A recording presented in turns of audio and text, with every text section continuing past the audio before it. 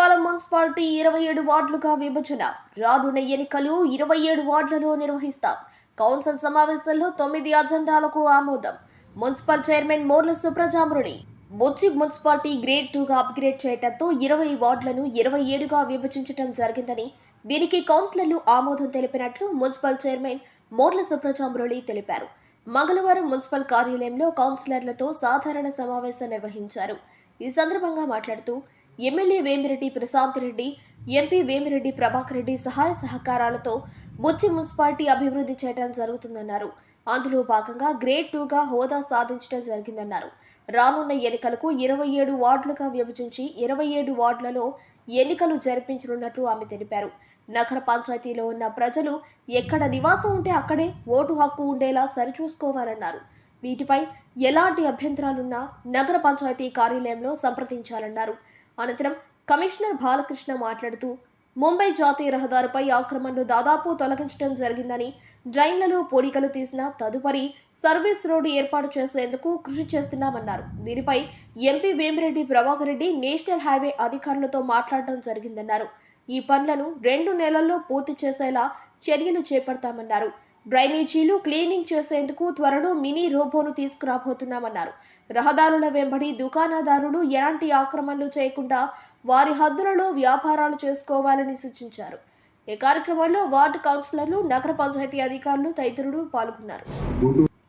ఈరోజు బుచ్చిరెడ్డిపాలెం మున్సిపాలిటీలో municipal office నందు సాధారణ సమావేశం ఏర్పాటు చేయడం జరిగింది. ఈ సమావేశంలో మొత్తం 9 అజెండాలను ప్రవేశపెట్టడం జరిగింది. 9 అజెండాలు కౌన్సిల్, వైస్ చైర్మన్లు, కోఆప్షన్ మెంబర్స్ అందరూ కూడా ఏకగ్రీవంగా ఆమోదించడం జరిగింది. అందుకు వాళ్ళకి ప్రత్యేకంగా ధన్యవాదాలు తెలుపుకుంటున్నాను. అదేవిధంగా మన బుచ్చిరెడ్డిపాలెం నగర పంచాయతీని గ్రేడ్ 2 మున్సిపాలిటీగా చేసినందుకు మన రాష్ట్ర ముఖ్యమంత్రి వర్యులు శ్రీ నారా చంద్రబాబు నాయుడు గారికి, మున్సిపల్ శాఖ మంత్రి పొంగూరు నారాయణ సార్ గారికి, కోవూరు శాసనసభ్యురాలు శ్రీమతి వేమిరెడ్డి ప్రశాంతి మేడం గారికి, ఎంపీ వేమిరెడ్డి ప్రభాకర్ రెడ్డి అనే గారికి ప్రత్యేకంగా ధన్యవాదాలు తెలుపుకుంటున్నాను. అదేవిధంగా ఇప్పుడున్నటువంటి బుచ్చిరెడ్డిపాలెం మున్సిపాలిటీలో 20 వార్డులను 27 వార్డులుగా చేయడం జరిగింది. ఈ విషయంలో 27 వార్డులుగా విభజన చేసిన దానిలో మన కౌన్సిల్కి కొన్ని వాళ్ళకి డౌట్లు ఉన్నాయి. వాళ్ళకి డౌట్లు క్లియర్ చేయడం జరిగింది. కమిషనర్ గారు, టౌన్ ప్లానింగ్ వాళ్ళకి డౌట్ క్లియర్ చేయడం జరిగింది. ఎవరికి కూడా ఎటువంటి ఇబ్బంది లేకుండా ఈ విభజన చేయడం జరుగుతుంది.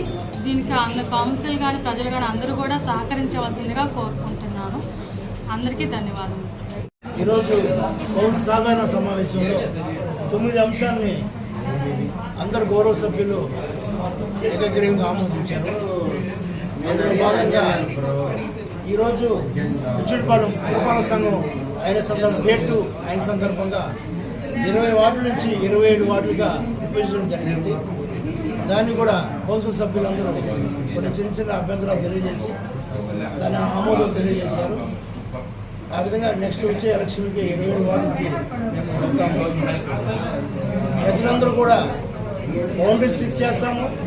వాళ్ళ వార్డులో ఉన్న ఓట్లని మేము ఏ వార్డులో ఉన్నాము, ఎక్కడ నివసిస్తున్నాము, మా సొంత నివాసం ఎక్కడ, ఆ నివాసంలో ఉండే ఓట్లు అక్కడే ఉండేటట్టుగా మేము ఫామ్ 8 కింద తీసుకొని అందరూ కూడా షిఫ్ట్ చేస్తాము. గౌరవ కౌన్సిల్ సభ్యులు, మరి ప్రజలు, నాయకులు, ఎన్జిఓస్ వీళ్ళందరూ కూడా మోటివేట్ అయ్యి ప్రజలు యాక్చువల్గా గాంధీనగర్లో నివసిస్తుంటే గాంధీనగర్లో ఓటు ఉండాలి, అట్లే కానీ వేరే దగ్గర ఓటు ఉండకూడదు. ఒకవేళ మీ ఓటు పొరపాటున లేకపోతే అప్పుడేమైనా రెంట్కి ఉండి లేకపోతే ఇంకేమైనా పరిస్థితులు, మ్యారేజ్ చేసుకుంటే పరిస్థితుల్లో ఆ వార్డులో ఉన్న ఓట్లని అక్కడే ఉండకుండా ఫామ్ 8 కింద మాకు అప్లై చేస్తే వెంటనే మీరు ఎక్కడ ఉంటున్నారో ఆ వార్డుకి మేము ఓటుని షిఫ్ట్ చేస్తాము.